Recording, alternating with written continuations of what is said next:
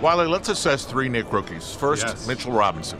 Oh, what a year. What a second-round draft pick he's turned into. Just a dominating force on the defensive end of the floor, a block machine. Really developed his rebounding over the course of the season. The almost 2020 game, the Gotham lob is back in full effect in the Garden. Blocks a lot of shots with his left hand, which is very crafty and really catches offensive players off guard. Has the ability to do it on the outside and on the inside. His future is so bright, Mr. Trautwig. I cannot wait to watch him continue to develop. This guy is electric in the open floor. He plays hard on every single possession. That's exactly what you want big men to do. Big men to play relentless, have high motors, and just go after every loose ball, every rebound, go after every shot to try to block it. He has electrified us many times. We've said this many times during this season. When the season started, he was not a rebounder. Right. He became one.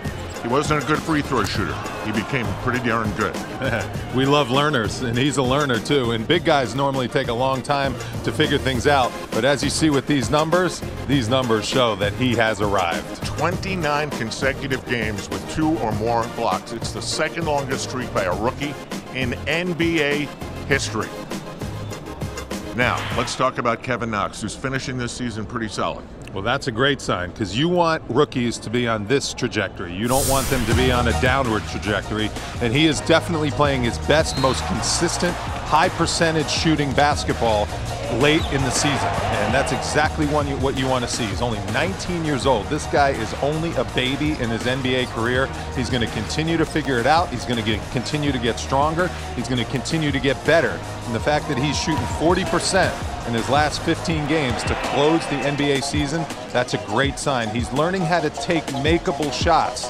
I was always taught, take shots you know you can make. Don't just take shots to take them, just to get them up. Take shots that are high percentage shots that's going to help your team win basketball games. He's learning that at an early age, and he's only going to get better at figuring out more ways to put the ball in the basket. And in these highlights, you're seeing how creative he can be too.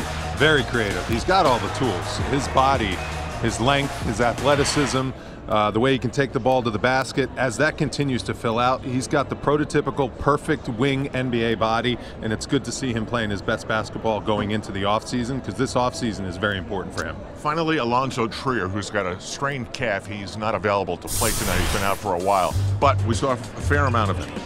I trust him to get buckets off the bench, and he did it all season long. I love the percentages he shot, love the way he shoots the three-pointer, doesn't settle for the three-pointer, but he takes it when the defense gives it to him. He can get to the basket whenever he wants. He's a great one-on-one player, and the NBA game is fit perfectly for him, and I think Coach Fizdale has developed a role for him that's going to have longevity on a good winning team, and that's a great sign.